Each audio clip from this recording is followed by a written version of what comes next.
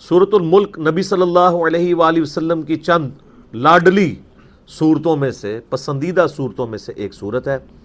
اس حوالے سے ایک بڑی زبردست حدیث ہے، صحیح سند کے ساتھ، جامعہ ترمذی میں موجود ہے، سنن نبی داؤد کے اندر موجود ہے، کہ اللہ کے محبوب صلی اللہ علیہ وآلہ وسلم نے فرمایا کہ قرآن حکیم میں 30 آیات پر مشتمل ایک صورت ایسی ہے جس نے اپنے پڑھنے والے کی شفاعت کی، حتیٰ کہ اسے جنت میں داخل کروا دیا، اور وہ صورت ہے تبارک الذی بیدہ الملک، یعنی یہ سورۃ الملک پارہ نمبر 29 اور سورت نمبر ہے 67۔ اسی کانٹیکسٹ میں جامعہ ترمذی میں اور روایتیں بھی موجود ہیں، لیکن وہ اتنی صحت کے درجے پہ نہیں ہیں جو مرفوع روایتیں ہیں، البتہ اس کو سپورٹیو چند یعنی موقوفاً روایتیں موجود ہیں۔ مثال کے طور پر جامعہ ترمذی میں ایک حدیث موجود ہے کہ نبی علیہ السلام نے فرمایا کہ سورۃ الملک منجیہ ہے، یہ نجات دینے والی ہے، عذاب قبر سے یہ مانع ہے۔ یہ تمام باتیں اصول محدثین پہ وہ روایت کمزور ہے، لیکن اس کو سپورٹیو ایک موقوفاً روایت المعجم الکبیر طبرانی میں موجود ہے۔ عبداللہ ابن مسعود رضی اللہ تعالیٰ عنہ کہتے ہیں، یہ بالکل صحیح سند کے ساتھ ہے، کہ جو سورۃ الملک ہے یہ نجات دینے والی ہے اللہ کے اذن سے، منجیہ ہے، یہ مانع ہے، عذاب قبر سے روکنے والی ہے۔ اس سورت کے پڑھنے والے کو جب قبر میں دفنایا جائے گا تو وہ سرہانے کی طرف سے آ کے عذاب قبر کے اگینسٹ اللہ تعالیٰ کے حضور سفارش کرے گی یہ سورت، حتیٰ کہ اسے اللہ تعالیٰ بخش دے گا۔ تو اور پھر ساتھ عبداللہ ابن مسعود نے فرمایا کہ رات کو سونے سے پہلے اس سورت کو پڑھ لیا کرو۔ ایک کمزور روایت جامعہ ترمذی میں بھی ہے کہ سیدنا یعنی نبی صلی اللہ علیہ وآلہ وسلم کے حوالے سے ہی بیان کیا گیا کہ آپ علیہ السلام بھی رات کو سونے سے پہلے یہ سورت پڑھتے تھے، تو اس کو سپورٹیو یہ روایت بھی ہو جاتی ہے۔ اس طرح ایک اور ہے سیدنا خالد بن معدان کے بارے میں، سنن طبرانی کے اندر ایک تابعی ہیں، 103 ہجری میں فوت ہوئے، ان کے بارے میں آتا ہے کہ وہ اس وقت تک نہیں سوتے تھے جب تک کہ سورہ السجدہ اور سورہ ملک کی تلاوت کر نہ لیں رات کو، اور وہ کہتے تھے کہ یہ دو صورتیں اللہ کے عذاب سے نجات دینے والی صورتیں ہیں، حتیٰ کہ یہ اللہ تعالیٰ کے ساتھ جھگڑا کریں گی اس کی شان کے لائق، جس طرح ہے کہ یا اللہ یہ بندہ ہمیں پڑھا کرتا تھا، یا تو اس شخص کو چھوڑ دے یا ہمیں اپنی کتاب سے نکال دے، تو اللہ تعالیٰ ان کی شفاعت قبول فرما لے گا۔ یہ تو یعنی مطلقاً بھی روایتیں موجود ہیں۔ مسند احمد میں حدیث موجود ہے کہ نبی علیہ السلام نے فرمایا کہ روزہ اور قرآن قیامت والے دن شفاعت کریں گے، اور جس کے حق میں شفاعت کریں گے اللہ تعالیٰ شفاعت قبول فرما لے گا۔ تو یہ صورت یعنی کوشش کیا کریں کہ رات کو سونے سے پہلے پڑھ لیں، سنت ہے، یعنی تابعین سے، صحابہ سے ثابت ہے۔ اور رات کی ڈیفینیشن اسلام کے اندر ہے غروب آفتاب کے بعد رات شروع ہو جاتی ہے، اور فجر کا وقت داخل ہونے سے پہلے یہ پوری کی پوری رات ہے، آپ کسی بھی وقت میں سے پڑھ سکتے ہیں، مغرب کے بعد بھی پڑھ سکتے ہیں، عشاء کے بعد بھی پڑھ سکتے ہیں۔ اور اگر کوئی رات کو پڑھنا بھول جائے تو صحیح مسلم میں ایک حدیث ہے کہ نبی صلی اللہ علیہ وآلہ وسلم نے فرمایا جو شخص رات کے وظائف بھول جائے یا کسی وجہ سے وہ سو جائے تو اگلے دن کی ظہر سے پہلے اگر ان کو پڑھ لے تو اللہ تعالیٰ اس کو وہی فضیلت عطا فرما دے گا۔ یعنی کتنا بڑا مارجن ہے۔ اسی کے تحت ایک دفعہ وہ شاہ احمد نورانی صاحب نے ٹی وی میں کہیں کہہ دیا کہ جس کی تراویح کی نماز رہ جائے نا تو وہ صبح اشراق کے وقت میں بے شک پڑھ لے، تو لوگوں نے کہا لو جی انہوں نے کیا بات کر دی۔ تو ان کی بات بالکل ٹھیک تھی کہ اگر کوئی رات کو سویا رہ گیا تو نفلی عبادت ہے، تو اشراق کے وقت میں بھی ایون نبی علیہ السلام کبھی بعض کا تہجد کی نماز رہ جاتی تھی تو بخاری مسلم میں آتا ہے کہ آپ علیہ السلام پھر اشراق کے وقت میں اتنے نوافل اور پڑھ لیا کرتے تھے۔ تو یہ ٹالرنس اللہ تعالیٰ نے رکھی ہوئی ہے، لیکن یہ ساری یعنی نفلی عبادات ہیں، یعنی یہ اوبلیگیٹری نہیں ہے بلکہ سنت ہے، اور نوافل کے طور پہ آتی ہیں نہ کہ فرائض کے طور پہ۔ اللہ کی یاد، لا الہ الا انت سبحانک انی کنت من الظالمین، سورۃ الانبیاء میں آیا، اور اللہ تعالیٰ نے فرمایا سورہ الصفات میں کہ اگر یونس اس دعا کے ساتھ ہمیں یاد نہ کرتا ہائے ہائے تو پھر اسی دن مچھلی کے پیٹ سے نکالا جاتا جس دن کے مردے نکالے جائیں گے، یعنی قیامت تک، یعنی وہ مچھلی یونس کی قبر بن جاتی اگر وہ یہ دعا نہ کرتا۔ اس سے کئی رزلٹ نکلے۔ ایک تو رزلٹ یہ نکلا کہ یہ دعا اللہ کو اتنی محبوب ہے کہ وہ اللہ جس کا جلال اتنا ہے کہ وہ اپنے پیغمبر کو بھی کہہ رہا ہے کہ تو نے قیامت والے دن ہی نکلنا تھا، کہ مجھے اتنا غصہ ہے تیرے اوپر، گناہ کے اوپر نہیں، لغزش کے اوپر، وہ غصہ بھی ٹھنڈا ہوگا۔ اس لیے میں کہتا ہوں سب سے بیسٹ استغفار جو آئے ہیں ان میں سے ایک لا الہ الا انت سبحانک انی کنت من الظالمین ہے، اور جامعہ ترمذی میں حدیث ہے جو شخص بھی یونس کی دعا کے ساتھ اللہ کی طرف متوجہ ہوا اللہ اسے محروم نہیں لوٹائے گا۔ یہ اسماء اعظم میں سے ہے، اور قرآن میں بھی ہے کذالک ننجی المؤمنین، مومنین کو بھی ہم نجات دیں گے جو یہ یونس کی طرح دعا مانگے گا۔ یہ تو قرآن میں بھی ذکر ہے۔ لا اچھا اس کے دیکھیں ترجمہ کتنا پیارا ہے، لا الہ الا انت، کوئی معبود نہیں سوائے تیرے، سبحانک اللہ تو تو غلطیوں سے پاک ہے، انی کنت من الظالمین میں تو انسان ہوں، غلطیاں کروں گا۔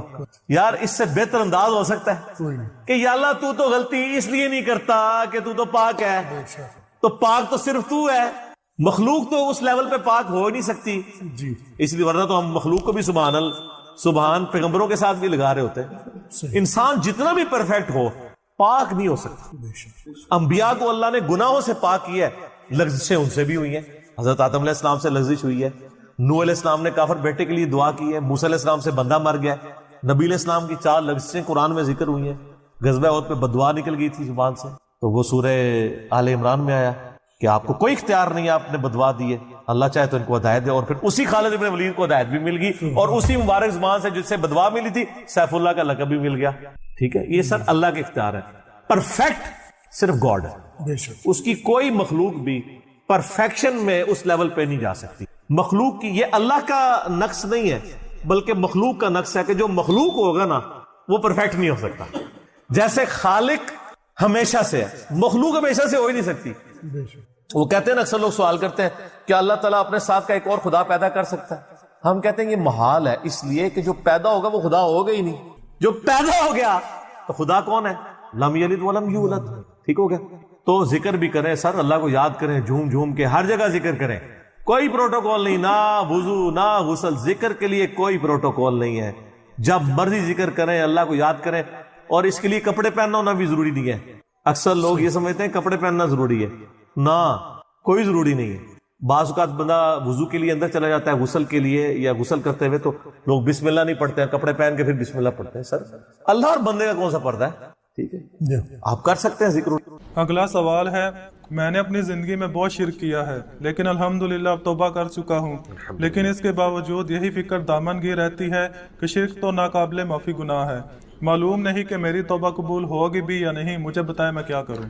آپ سب سے پہلے تو اس طرح کے خیالات سے توبہ کریں جو آپ کر رہے ہیں، ٹھیک ہے۔ اس کی وجہ یہ ہے کہ سورہ التوبہ کی آیت نمبر 70 میں اللہ تعالیٰ نے فرمایا کہ جو شخص توبہ کر لے سچے دل کے ساتھ، اور اس سے پہلے بڑے بڑے گناہوں کا ذکر ہوا ہے، ان میں سے ایک شرک بھی، بلکہ اب یہ کریٹیکل سوال ہے تو میں یہ آیت پڑھ کے بھی بتا دیتا ہوں۔ پارہ نمبر 19 کے اندر جا کے سورہ الفرقان کی آیت نمبر ہے یہ 70۔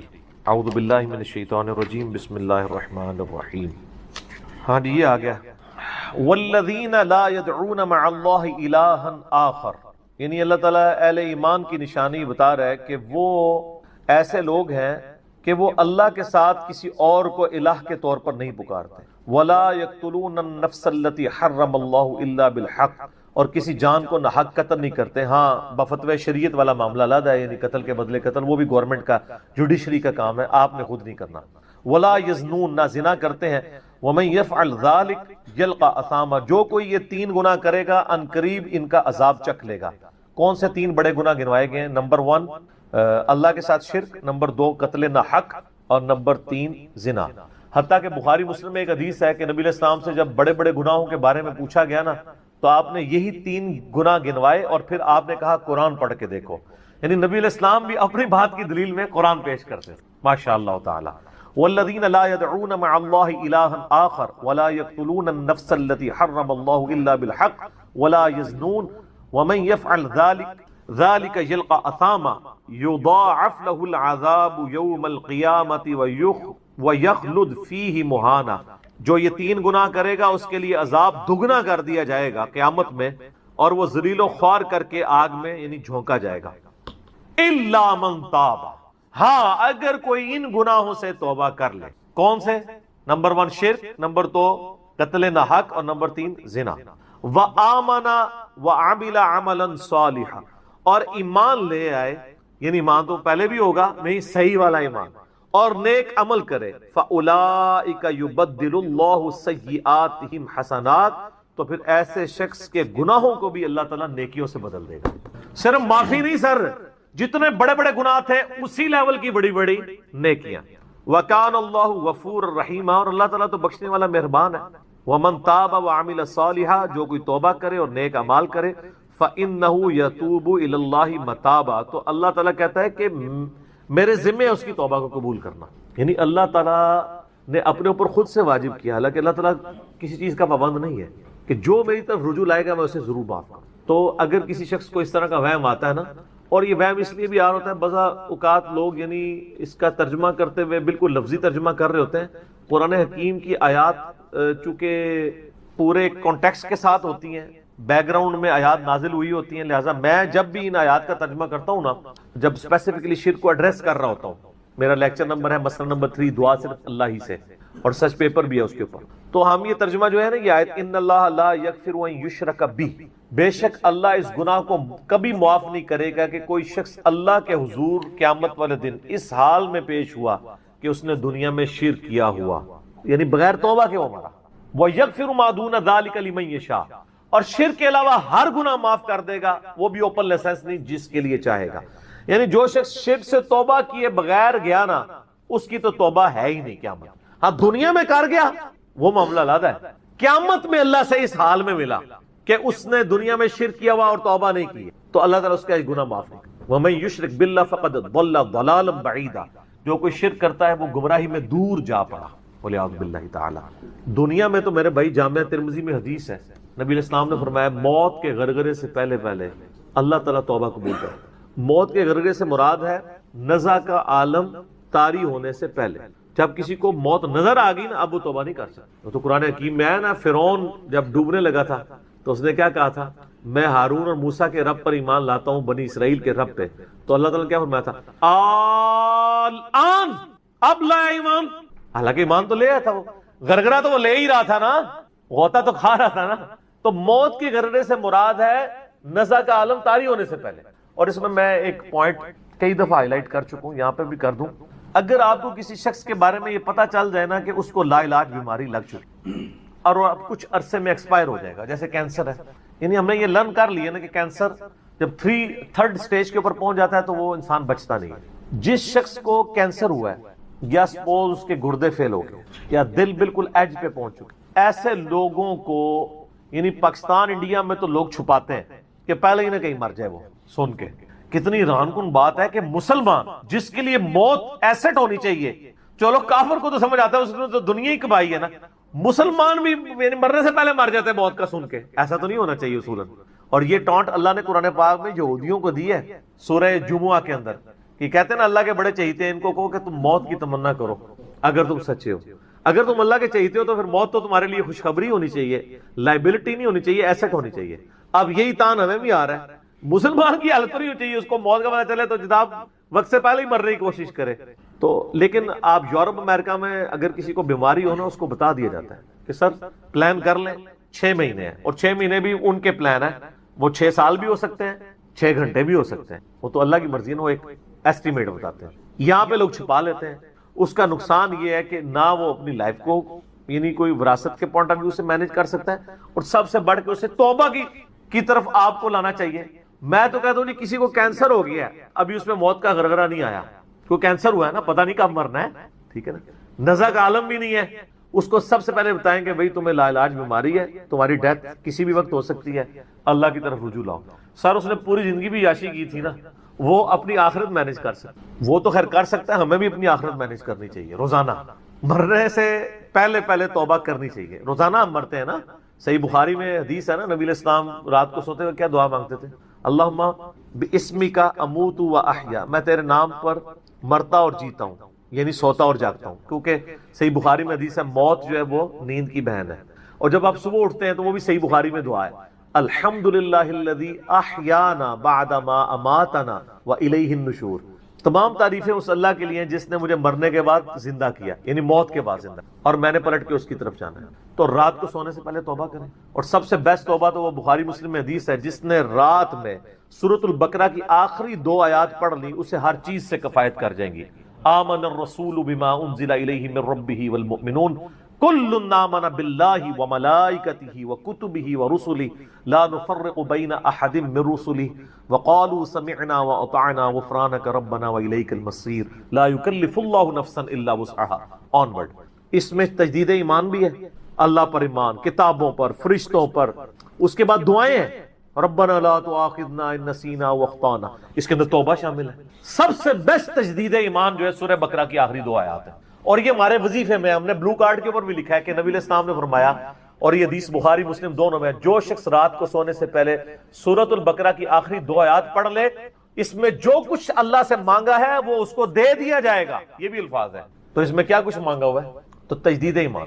پھر صحیح بخاری میں حدیث ہے کہ نبی علیہ السلام فرمایا جو صبح یقین کے ساتھ 1 دفعہ پڑھ لے سید الاستغفار، اور شام سے پہلے اگر مر گیا سیدھا جنت میں جائے گا، اور اگر شام کو پڑھ لیا پورے یقین کے ساتھ، یقین سے مراد ہے کہ باقی توبہ کا اس کا ارادہ ہوا، صبح سے پہلے مر گیا سیدھا جنت۔ اللہم انت ربی لا الہ الا انت خلقتنی وانا عبدک وانا علی عہدک ووعدک ما استطعت اعوذ بک من شر ما صنعت ابوء لک بنعمتک علی وابوء بذنبی فاغفر لی فانہ لا یغفر الذنوب الا انت۔ یہ سید الاستغفار ہے۔ تو یہ وہ ہے توبہ جو روزانہ کرنی چاہیے، نزا سے پہلے پہلے، یعنی صبح پہ پڑھے شام کو پڑھے۔ بلکہ مسند البزار میں صحیح سند کے ساتھ ہے کہ نبی صلی اللہ علیہ وآلہ وسلم ہر فرض نماز کے بعد بھی سید الاستغفار پڑھتے ہیں، ہر فرض نماز کے بعد۔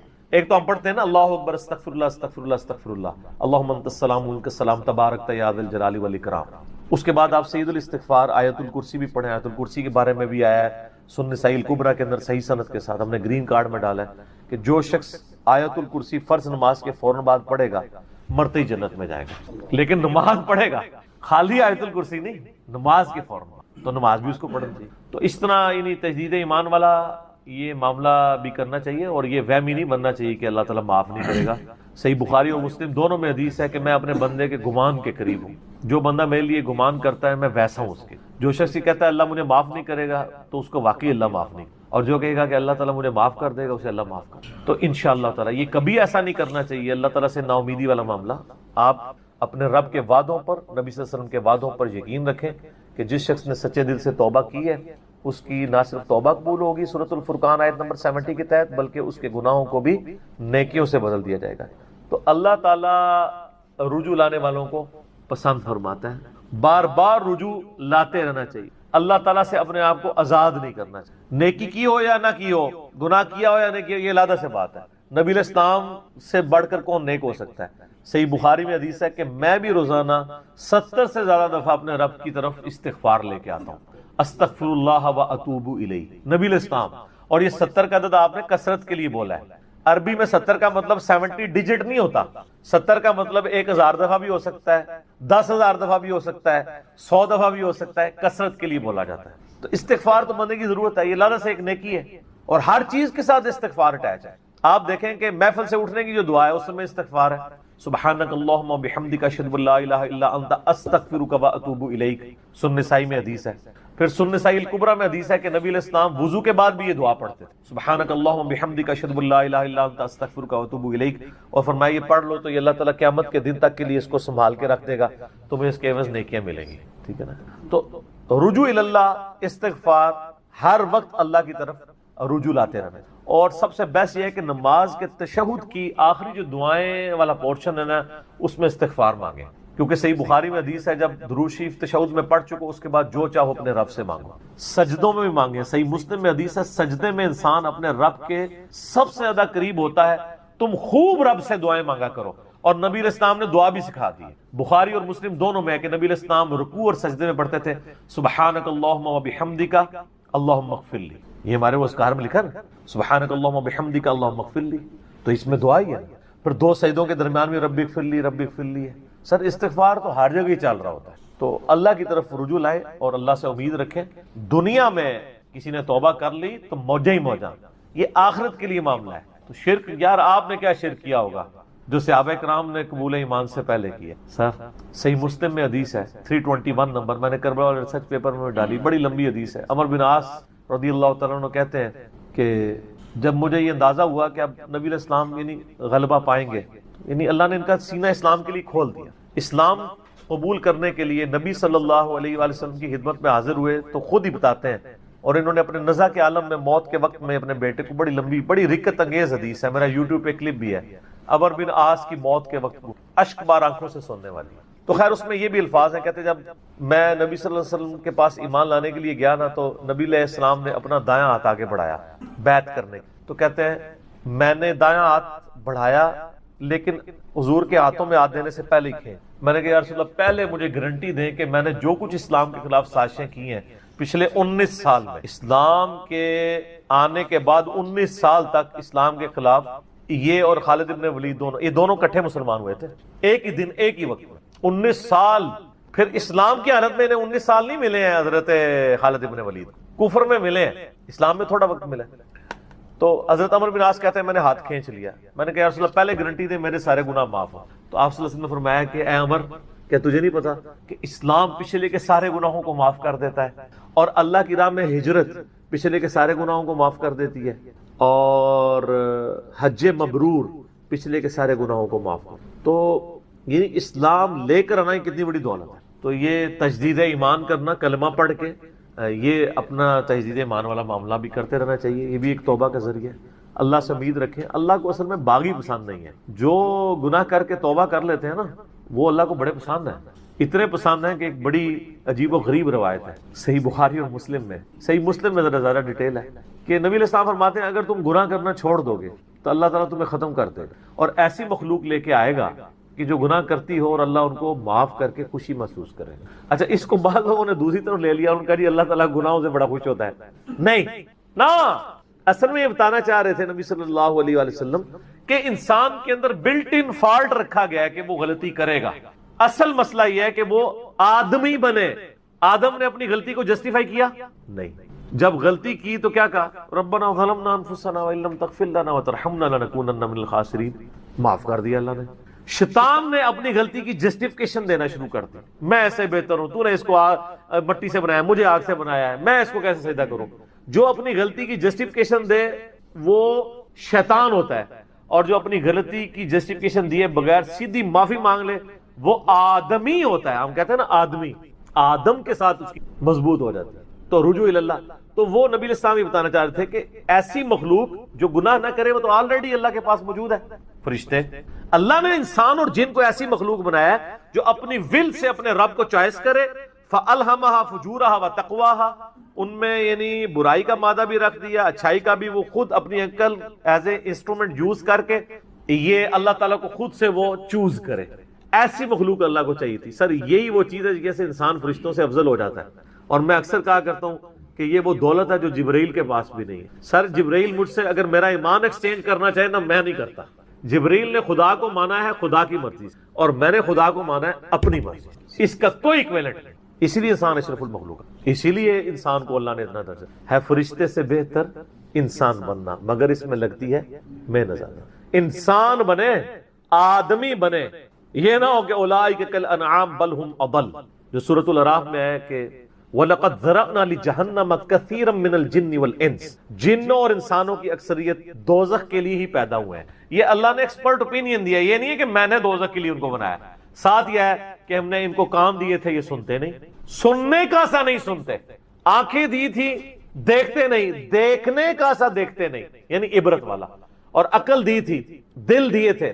آپ عقل کر لیں ترجمہ، دل کر لیں، وہ سوچتے نہیں ہیں. اولئک کالانعام بل هم اضل، یہ تو چوپایوں کے مانند ہے بلکہ ان سے بھی بدتر ہیں، جو آنکھ کان اور عقل کو یوز کر کے حق بات تک نہیں پہنچتے. ولا تقف ما ليس لك به علم، 10 کمانڈمنٹس میں سے 9 کمانڈ کیا ہے؟ سورہ بنی اسرائیل آیت نمبر 36. انسان کسی چیز کی پیروی اس وقت تک مت کرنا جب تک تجھے اس کے بارے میں ڈیفینیٹ علم حاصل نہ ہو جائے. ان السمع والبصر والفؤاد كل اولئک كان عنه مسؤولا، بے شک کان، آنکھیں اور عقل ان کے بارے میں پوچھا جائے گا. تم نے ان کو یوز کر کے حق بات تک پہنچنے کی کوشش کیوں نہیں کی ہے؟ اچھا ہم کوشش ماشاءاللہ کر رہے ہیں لیکن دنیا میں حق بات تک پہنچنے. میں آپ سے ایک چھوٹا سا سوال کرتا ہوں. آپ موٹر بائک پہ جا رہے ہو، دن کے وقت آپ نے ہیڈ لائٹ کھولی ہوئی ہو، سامنے سے آپ کو کوئی یوں اشارہ کرے تو آپ اسے گالی سمجھیں گے؟ فوراً ہیڈ لائٹ آف کریں گے. لیکن معذرت کے ساتھ آپ کوئی دینی غلطی کر رہے ہیں اور آپ کو کوئی ہائی لائٹ کرے تو آپ اس دینی غلطی کے ہائی لائٹ ہونے کو اسی اشاری کی طرح سمجھیں گے یا آگے سے اس کو پڑھ دیں گے؟ جہاں تو یہی ہوتا ہے، پڑھ دیتے ہیں. اسی لیے اکثر لوگ بتانا ہی چھوڑ گئے ہیں. وہ کہتے ہیں یار کہ دسیے کتنے بوڑھے ہو چکے ہیں، وضو کرنے کا طریقہ نہیں، یہاں تک صرف بازو اوپر کیا ہوتا ہے، ان کو پتہ نہیں کہ کون یوں سمیت دھونا ہے. سال لوگ دیکھ رہے ہوتے ہیں، کہتے ہیں یار چھوڑ. حالانکہ وہی بندہ اس وقت گڑھے میں گرنے لگے نا تو کتنے لوگ اس کو پکڑانے کے لیے آ جائیں گے، کیونکہ وہ فزیکلی نظر آ رہا ہوگا نا. آخرت کا گڑھا نظر نہیں آ رہا نا، انسان کہتا ہے خیر ہے. یہی ہمدردی ہماری آخرت کے پوائنٹ آف ویو سے بھی ہونی، اور یہی حوصلہ ہمیں سننے کے اعتبار سے بھی ہونا چاہیے. میں اکثر کہتا ہوں کہ دنیا میں اگر آپ کو گالی دے کے بھی آپ کے دنیا کے نفع کی کوئی بات کرے نا، فلانا ٹینگیا تو اتنے بیٹھے ہیں، ادھر تو اناؤنسمنٹ ہوئی ہے. پہلی حدیث صحیح بخاری اور صحیح مسلم دونوں میں موجود ہے. صحیح مسلم میں ذرا تفصیل کے ساتھ ہے. اللہ کے محبوب صلی اللہ علیہ وآلہ وسلم نے فرمایا کہ تم میں سے جو شخص اذان کی آواز سنے تو جو مؤذن کہتا ہے وہ انہی کلمات کو ریپیٹ کرے اور پھر اس کے بعد مجھ پر ایک دفعہ درود شریف پڑھے. جو ایک دفعہ درود شریف پڑھے گا اللہ تعالیٰ اس پر 10 دفعہ درود بھیجے گا، یعنی 10 رحمتیں نازل فرمائے گا. اس کے بعد اللہ کے حضور میرے لیے مقام وسیلہ کی دعا مانگو. وسیلہ جنت میں ایک مقام ہے جو اس کائنات میں ایک شخص کو ملے گا، اور میں اللہ سے امید کرتا ہوں وہ ایک شخص میں ہوں، نبی علیہ السلام نے فرمایا. اور پھر آپ علیہ السلام نے ہمارے لیے خوشخبری فرمائی کہ جو یہ عمل کرے گا قیامت والے دن میری شفاعت اس کے لیے حلال ہو جائے گی انشاءاللہ تعالی. اللہم اجعلنا منہم. تو شفاعت رسول صلی اللہ علیہ وآلہ وسلم حاصل کرنے کا وظیفہ اذان کا جواب دینا ہے، یعنی اذان کے کلمات ریپیٹ کرنے ہیں. اس میں حی علی الصلاۃ حی علی الفلاح پر آپ لا حول ولا قوت الا باللہ پڑھیں، یہ بھی جواب ہے، اور یہی کلمات ریپیٹ بھی کر سکتے ہیں. باقی جو مؤذن کہہ رہے ہیں وہ آپ کہیں. اس کے بعد ایک دفعہ درود شریف، پھر الوسیلہ والی دعا. مسلم شریف میں وہ دعا نہیں آئی لیکن بخاری میں وہ دعا بھی آئی ہے. پھر اللہم رب هذه الدعوة التامة والصلاة القائمة آت محمدا الوسيلة والفضيلة وابعثه مقاما محمودا الذي وعدته وارزقنا شفاعته يوم القيامة. یہ بیچ میں خود سے ایڈ کر دیا ہوا ہے، وعدتا تک ہے. اس کے بعد انک لا تخلف المیعاد، یہ بخاری میں موجود نہیں لیکن سنن کبرا البیہقی میں صحیح سند کے ساتھ موجود ہے. انک لا تخلف المیعاد وہ پڑھ لیں بہتر ہے. وعدتا تک پڑھ لیں تب بھی دعا مکمل ہے. باقی جو خود سے لوگوں نے بیچ میں ایڈ کیے ہیں الفاظ وہ احادیث میں موجود نہیں ہے. ہم ایک ایک حدیث ڈسپلے کروا دیں گے تاکہ اگر کسی کو وہ دعا یاد نہیں ہے تو وہ امیج اس کا لے کر وہ دعا یاد بھی کر سکتا ہے. شفاعت رسول صلی اللہ علیہ وآلہ وسلم حاصل کرنے کا نسخہ یا وظیفہ. اب اس حدیث سے یہ بات پتہ چلی کہ اذان کے بعد درود شریف پڑھنا یہ نبی علیہ السلام نے مشروع فرمایا ہے، تعلیم فرمایا ہے. اذان کے بعد درود پڑھنا سنت ہے، لیکن اذان کے ساتھ نہیں، اذان مکمل ہونے کے بعد. اذان سے پہلے درود پڑھنا اور اسے بالکل جوڑ دینا، اور وہ بھی صرف اس وقت پڑھنا جب سپیکر آن ہو، سپیکر آف ہو، بجلی گئی ہوئی ہو. تو چونکہ کوئی سننے والا نہیں ہے اس لیے صرف اذان کہنا اور درود شریف چھوڑ دینا، اس کا مطلب یہ ہے کہ ایک فرقہ واریت کی نظر ہے چیز. صحیح مسلم کی شرح لکھی ہے ہمارے استاد غلام سعود سعیدی صاحب نے رحمہ اللہ تعالی. بریلوی عالم تھے، انہوں نے ڈھکے چھپے الفاظ میں بریلویوں کی خود مذمت کر دی. اس حوالے سے انہوں نے کہا کہ حضرت بلال حبشی رضی اللہ تعالیٰ عنہ ہم سے بڑے عاشق رسول تھے، صحابہ تابعین ہم سے بڑے عاشق رسول تھے. وہ جب اذان دیتے تھے تو اذان سے پہلے درود و سلام نہیں پڑھا کرتے تھے، لہٰذا بہتر یہی ہے کہ اسی طریقے سے اذان دی جائے. یہ مفتی منیب الرحمان جو مفتی اعظم ہے بریلویوں کے، ان کے مدرسے میں شیخ الحدیث تھے. میری ان سے تفصیلی ملاقات بھی ہوئی ہے 22 مارچ 2007 کو، بلکہ فجر کے فوراً بعد میری فلائٹ تھی تو میں رات کو پھر اسی مدرسے میں رکا تھا، آفس کے کام کے سلسلے میں گیا ہوا تھا. تو انہوں نے باقاعدہ شرح صحیح مسلم میں لکھا ہے کہ یہ اس طریقے سے اذان دے رہے ہیں اور اس کو عشق رسول بتا رہے ہیں، اور جو اذان نہیں دیتے انہیں وہ کہتے ہیں کوئی عشق سے محروم ہے. تو یہ بالکل غلط اپروچ ہے. البتہ اذان کے بعد درود شریف پڑھنا، اور وہ بھی الوسیلہ والی دعا سے پہلے، تاکہ نبی الاسلام کی شفاعت حاصل ہو. یہ سنت ہے. دوسری حدیث صحیح مسلم میں ہے کہ نبی الاسلام نے فرمایا جو مجھ پر ایک دفعہ درود پڑے گا اللہ تعالیٰ اس پر 10 دفعہ درود پڑے گا. یعنی جو میرے لیے ایک دفعہ دعائے رحمت کرے گا اللہ تعالیٰ اس پر 10 رحمتیں نازل فرمائے گا. تیسری حدیث سنن نسائی میں ہے. حضرت جبرائیل علیہ السلام رسول اللہ کی خدمت میں حاضر ہوئے اور کہا کہ آپ کا رب آپ سے فرماتا ہے کہ کیا آپ اس بات پر راضی نہیں ہیں کہ آپ کا جو بھی امتی آپ پر ایک دفعہ درود بھیجے اللہ تعالیٰ اس پر 10 دفعہ رحمت نازل فرمائے گا، اور جو ایک دفعہ سلام بھیجے گا اللہ تعالیٰ اس پر 10 دفعہ سلامتی نازل فرمائے گا. یہ وہ حدیث ہے جس میں درود اور سلام دونوں کا ذکر ہے، ورنہ اس سے اوپر جو 2 حدیثیں ڈسکس ہوئی ان میں صرف درود کا ذکر تھا. درود اور سلام انٹرچینجبل الفاظ ہیں، جس طرح اردو میں خوش و خرم، حسین و جمیل، اور قرآن میں تو صرف سلام آیا، سلام علی ابراہیم، سلام علی موسیٰ و ہارون، اور پھر اسے کنکلوڈ کیا سبحان ربک رب العزت عما یصفون وسلام علی المرسلین والحمد للہ رب العالمین. اور آیت درود میں بھی دیکھیں اللہ اور فرشتے درود بھیجتے ہیں، اس میں سلام کا ذکر نہیں. اے ایمان والو تم درود اور سلام بھیجو. تو کیا سلام کے بغیر جو اللہ اور فرشتے بھیج رہے ہیں وہ ناقص درود ہے؟ نہیں، درود اور سلام انٹرچینجبل الفاظ ہیں. اس میں پہلے بھی بول چکا کہ نبی علیہ السلام نے فرمایا جو ایک بار درود پڑھے گا، صرف درود کا ذکر ہے، اور یہ کہتے ہیں بغیر سلام کے پڑھا تو ناقص ہوگا. بالکل جھوٹ بولتے ہو تم، اللہ کے نبی پہ جھوٹ باندھتے ہو. اللہ تعالیٰ اس پہ 10 رحمتیں نازل فرمائے گا، 10 گناہ معاف کر دے گا، اور اس کے 10 درجات بلند فرمائے گا. 5ویں حدیث جامعہ ترمذی میں ہے. نبی علیہ السلام نے فرمایا قیامت کے دن میرے سب سے زیادہ نزدیک وہ شخص ہوگا جس نے دنیا میں مجھ پہ سب سے زیادہ درود پڑا ہوگا. اللہم صلی علی محمد وعلی آل محمد. 6ٹھی حدیث بھی جامعہ ترمذی میں ہے. اس حدیث کی صحت میں اختلاف ہے، چونکہ کچھ محدثین اسے صحیح سمجھتے ہیں، اس لیے میں اسے کوٹ کر رہا ہوں. ابی ابن کعب کہتے ہیں کہ میں نے اللہ کے نبی علیہ السلام سے عرض کیا کہ میں اپنی دعاؤں میں آپ کے لیے بھی دعائے رحمت کرتا ہوں، یعنی درود شریف پڑھتا ہوں، تو مجھے بتائیں میں اپنی دعاؤں کا کتنا حصہ آپ کے لیے دعا کیا کروں درود کی شکل میں، اور کتنا اللہ سے میں اپنے لیے دعا مانگوں. کیا میں اپنی دعاؤں کا 1/4 حصہ درود کے لیے مقرر کر لوں؟ نبی علیہ السلام نے فرمایا بہت اچھا ہے، لیکن اس سے بھی زیادہ کرو تو تمہارے لیے اور بہتر ہے.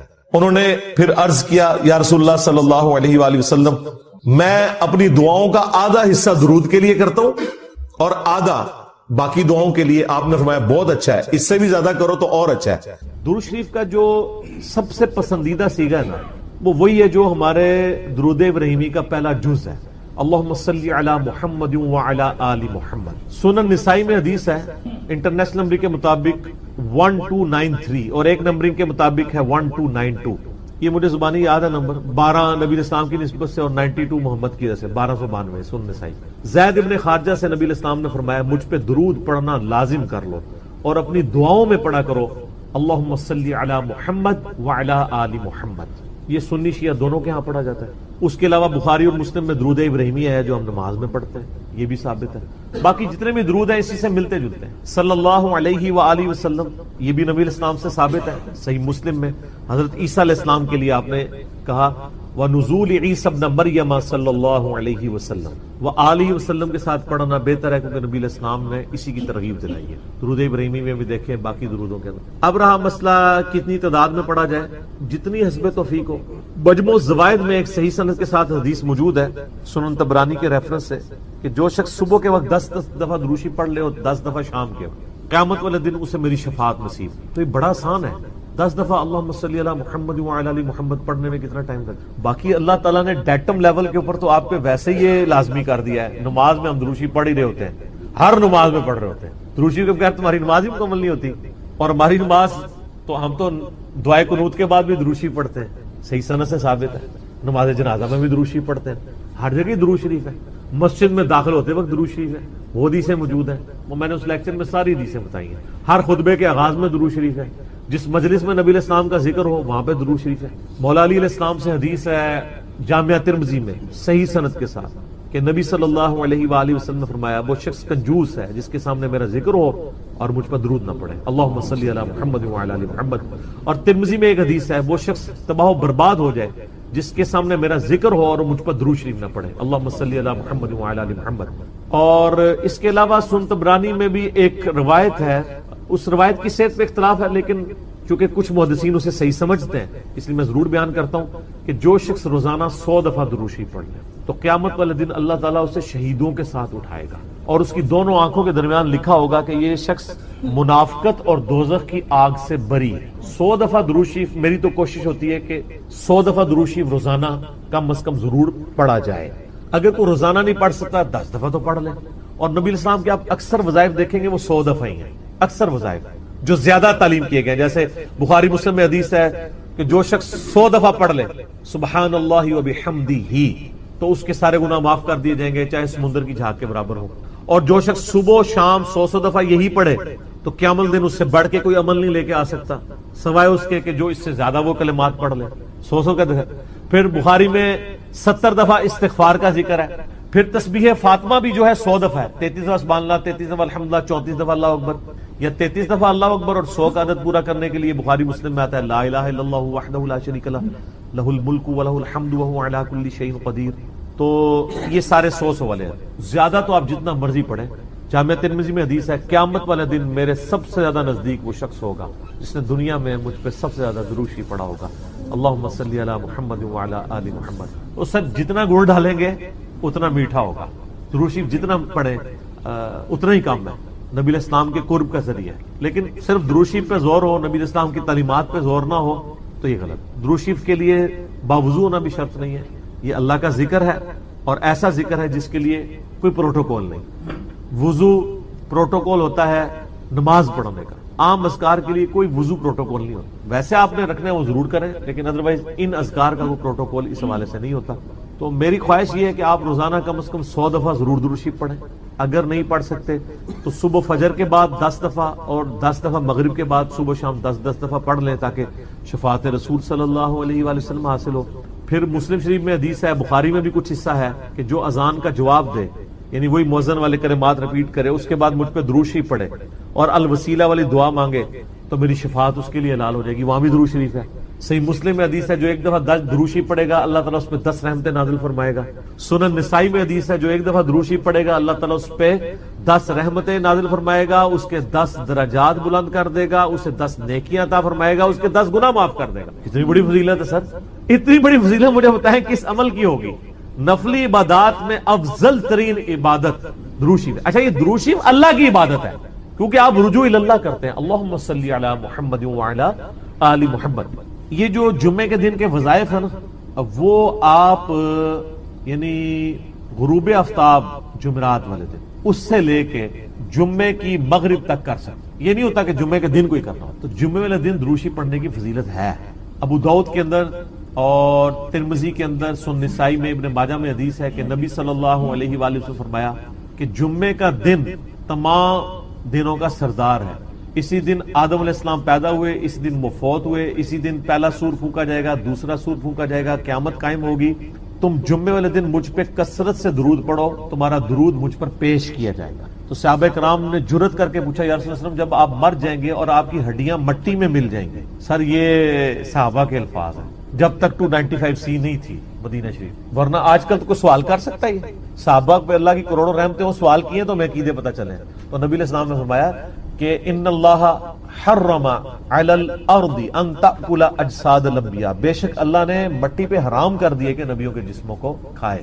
تو نبیوں کے جسم سلامت ہیں قبروں کے، ان پر درود شریف پیش ہو۔ تو جمعے والے دن درود شریف کی خاص فضیلت ہے، جمعے والے دن ضرور 100 بار پڑھ لیا کریں۔ نبی علیہ السلام کی بارگاہ میں درود شریف پیش ہو رہا ہوتا ہے۔ وہ سنن نسائی میں حدیث ہے نا، زمین پہ کچھ فرشتے سیاحت کرتے ہیں، میرے امتیوں کا سلام مجھ تک پہنچاتے ہیں۔ اور میں نے دیکھا ہے کہ یہ حقیقت بات ہے، مسلمانوں کے جتنے مکاتب فکر ہیں ان میں سے 2 مکاتب فکر میں نے درود شریف کا بہت اہتمام دیکھا، نبی علیہ السلام کا مبارک ذکر کرتے ہیں۔ پہلے نمبر پہ شیعہ حضرات کو کہ وہ درود شریف کا بہت اہتمام کرتے ہیں، اور دوسرے نمبر پہ اہل حدیث کے ہاں۔ آپ عرب میں چلے جائیں، آپ وہاں پہ عربی خطبے سنیں ان کے جمعوں کے، سر اگر ایک جملے میں 3 دفعہ آ رہا ہے نا تو وہ قال النبی صلی اللہ علیہ وآلہ وسلم پورا پڑھیں گے۔ یہاں ہمارے لوگ بیان کرتے پوری پوری تقریر، میرے حضور گئے، حضور آئے، حضور نے کیا، درود شریف ایک دفعہ بھی نہیں پڑھتے کیونکہ ٹرینڈ میں نہیں۔ تو یہ ٹرینڈ سیٹ کرنا چاہیے، اور یہ بھی آپ کا کام ہے کہ جب کسی علماء سے آپ یہ سنیں کہ وہ بغیر درود شریف کے نبی صلی اللہ علیہ وآلہ وسلم کا ذکر کر رہا ہے، تو آپ اسے بتائیں کہ یار چلو 4 دفعہ نام لیا ہے، 1 دفعہ تو درود شریف ساتھ پڑھتے ہیں۔ اور لیکن میں آپ کو بتاؤں، بزرگوں کے جب نام لیں گے نا، کبھی بغیر رحمت اللہ لے کے نہیں لیں گے۔ آپ یہ دیکھیں کہ کبھی کوئی کہہ دے کہ شیخ عبد القادر جیلانی نے فرمایا، ہمیشہ کہیں گے رحمت اللہ علیہ۔ تو پھر سر ہم کیوں نہ کہیں کہ آپ بابوں کو نبی علیہ السلام سے اوپر سمجھتے ہیں، بغیر رحمت اللہ علیہ کا کبھی بھی یہ ذکر نہیں کریں گے اپنے بابوں کا، لیکن نبی صلی اللہ علیہ وآلہ وسلم کا ذکر کر دیں۔ تو درود شریف کا اہتمام کرنا چاہیے، نبی صلی اللہ علیہ وآلہ وسلم نے اس کی ترغیب دلائی ہے۔ یہاں پہ میں ایک مسئلہ عرض کر دوں، جو درود شریف کے دشمن ہے نا، اہل بیت کے دشمن، اب وہ اکثر اس چیز کو اٹھاتے ہیں، وہ کہتے ہیں جی یہ جو درود شریف میں ذکر ہے نا، اللہم صلی علی محمد وعلی آل محمد، یہاں آل محمد سے مراد نبی علیہ السلام کے اہل بیت نہیں ہے صرف، بلکہ پوری امت ہے، کیونکہ قرآن میں تو آل فرعون کہا گیا ہے، فرعونیوں کو، آل موسیٰ، تو یہ بھی آل محمد سے مراد ہے محمد والے نا۔